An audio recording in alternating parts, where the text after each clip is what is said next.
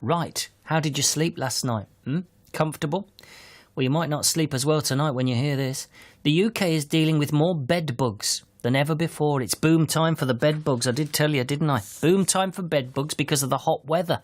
Apparently the bugs are increasingly being carried into the house by us from, I don't know, public places like your cinema, your office, public transport. David Cain is a one. He's managing director of Bedbugs Limited. They specialise in bedbug extermination. Ho, ho, ho! He's been an expert on bedbugs for about 15 years, which he says makes him the world's longest-serving dedicated professional. I doff my cap to the man. He sounds fantastic. He's on the line now. Hello, Dave. Good morning. How are you? Very well, thank you. First things first, exactly what is a bedbug? Well, their Latin name is Cimex lectularius. They're an exposure pest. They've lived alongside man since we lived in caves. We thought we'd got rid of them in about the 1940s and 1950s, and they're very much back with a vengeance. Now, how do we get them under the covers? How do they get there? Well, as an exposure pest, anywhere that you go that has a source of bedbugs, you can potentially bring them back home. Now, 10, 15 years ago, that meant you were terribly unlucky and you stayed in an unfortunate hotel room. Yeah. Well, as the problem has increased, it's not just people taking them from their homes into a hotel. People are actually having large enough problems that as they travel around, they're depositing them in cinemas, public transport, offices. Anywhere that people go can potentially get infected with bedbugs. What do they look like? Well, they're visible to the human eye. When they hatch out of an egg, they're approximately 2 millimeters long and quite translucent in colour. And as they develop towards adults, they grow to about 15 millimeters and tend to be a kind of dark mahogany brown colour, often filled up with blood. Ooh. And are they harmful to us? They don't cause any significant physical damage, but there are reports from the World Health Organization that indicate they are phenomenal triggers of anxiety. There is a lot of psychological impact that people can have with them.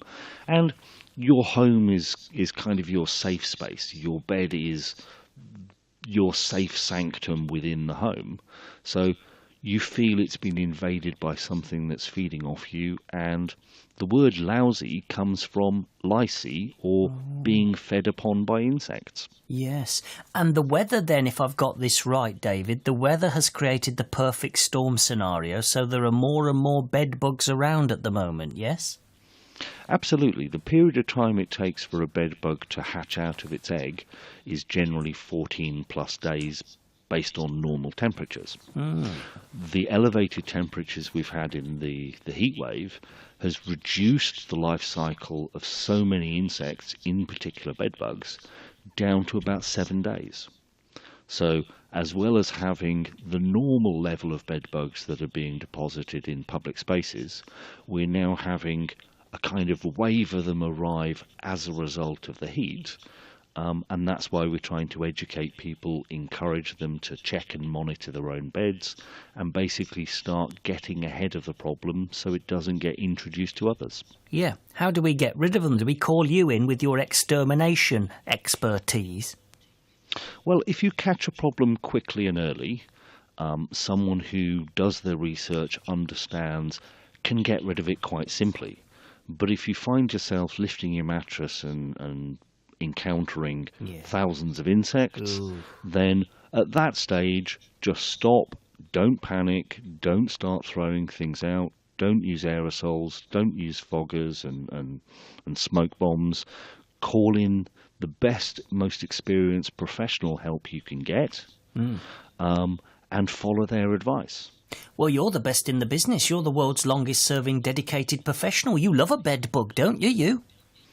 I have a deep passion for my subject, I really do. Do you? Would you keep them as pets, or is that going too far, really? I'm not sure many of your listeners will appreciate this fact, but for many years I actually kept colonies of bedbugs to help our research. Did So you? once or twice a week, I would turn a jar upside down and have several thousand bed bugs feed on me for a couple of hours at a time. Oh dear, you put yourself forward, you sacrificed yourself in the name of research to the bed bugs. And when they feed off you, they're eating your blood, are they? That's why they're full of blood, and that's why they're rusty in colour. Yeah, they kind of stick a needle in, they suck out your blood, and as they process it, the blood changes from the normal red colour to a kind of tarry brown colour. Oh. But they are actually brown in colour as insects, so it's not the colour of the blood on the inside that gives them their brown colour, it's their exoskeleton or their armour-plated shell.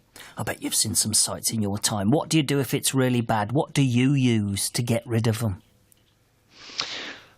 In the really bad cases, it's about being incredibly methodical and almost being like a paramedic. You've got to stop and say, okay, if I'm emotional about this, it's not necessarily going to help the person. Yeah. And at the end of the day, it's happened. Nothing's going to change that. Let's crack on and really change this person's life by turning things around. It's great speaking to you. I think you're wonderful, David Cain. I think you are the world's best. Thank you for coming on. Thank you for tipping us the wink. Have a good day. Much appreciated. I like him. Don't you, David Cain? He's got a real passion for the bedbug. He used to keep jars of them and tip them out onto his body so they could feed off him. All in the name of research, of course. And now, well, I know you're starting to itch. I am as well. I am. I got it. I'm starting to itch all over. If you are feeling, that life's a little bit uncomfortable between the sheets at the moment, it's because there's more bed bugs around than ever, brought on by the perfect storm of the hot weather.